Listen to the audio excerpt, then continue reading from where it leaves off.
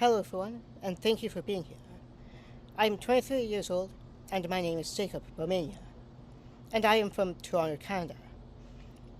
I was diagnosed with 16p11.2del in 2012, when I was 10. One of the first to be diagnosed in Canada. There was no guidebook for what this diagnosis meant at the time.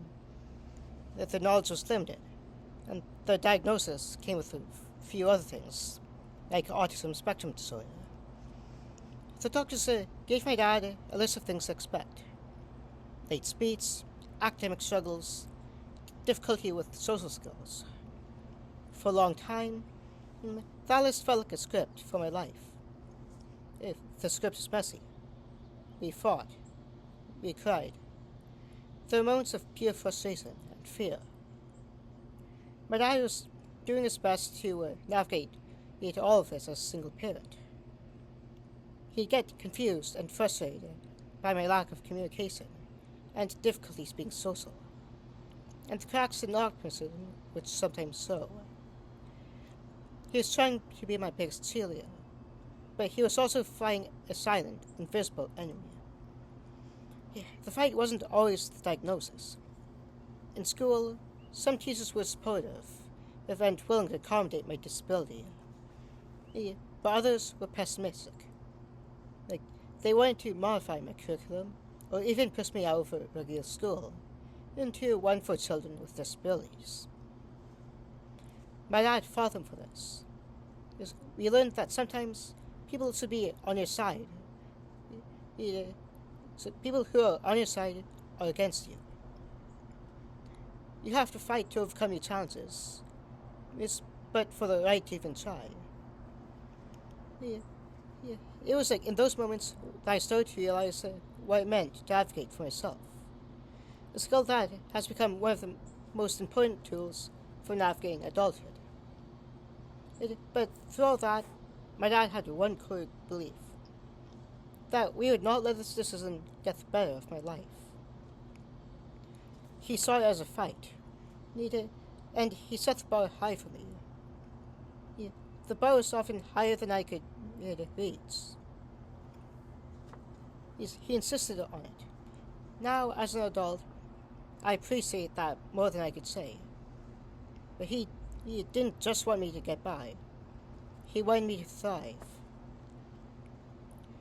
He decided that life with a deletion wasn't a death sentence. It was an adventure. Our way of fighting back was to explore the world, and we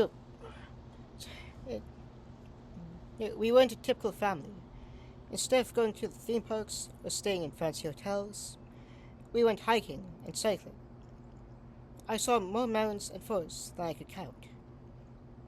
It was on one of these trips where I was exposed to something that would change my life forever: the ocean. I learned to scuba dive at an early age.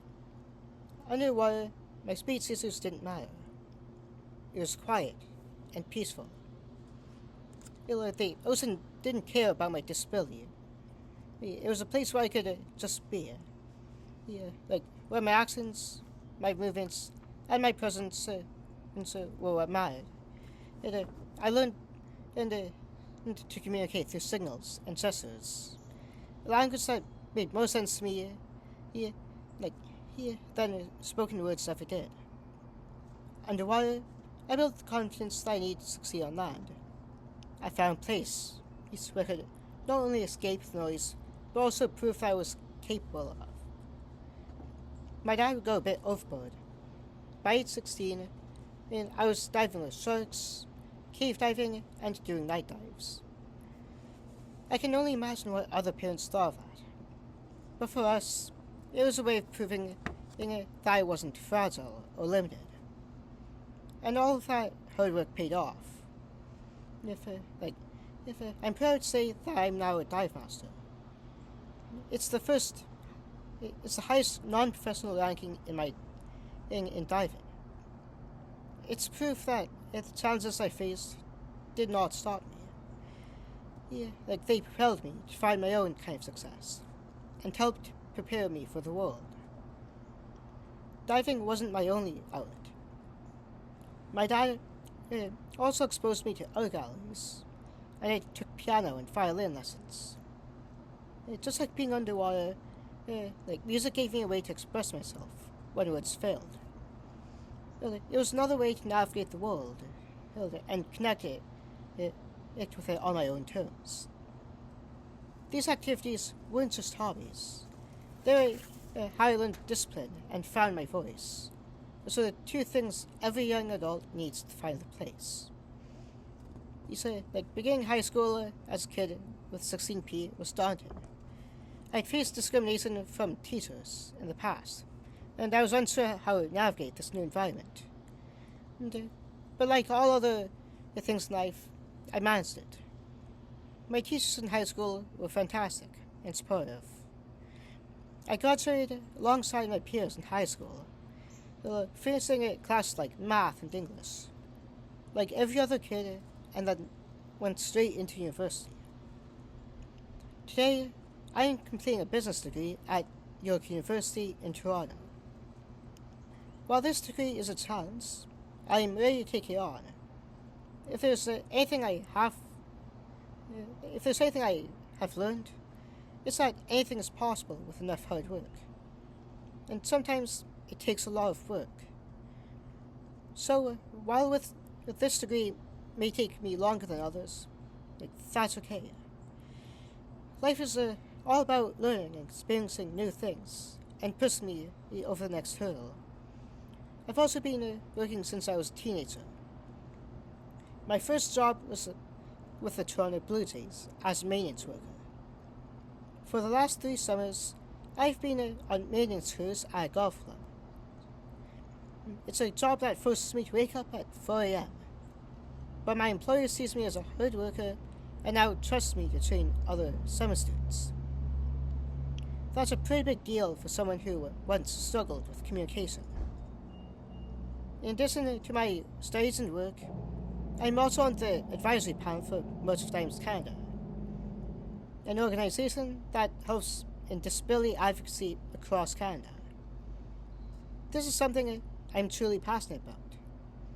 I want to help others overcome the challenges of their disabilities, or simply to know that they're not alone and that things will be okay. My journey to adulthood has shown me that the obstacles we face aren't roadblocks. They are lessons that can prepare you to help others.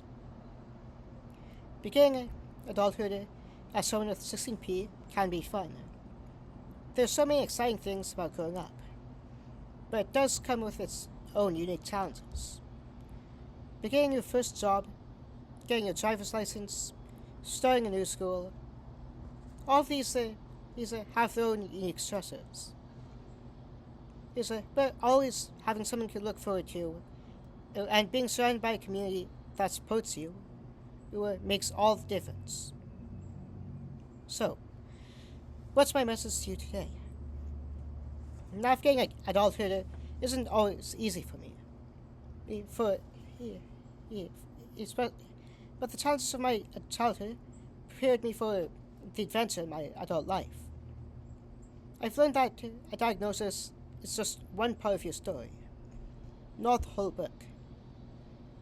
We all have our own battles and our own version of the 16p deletion.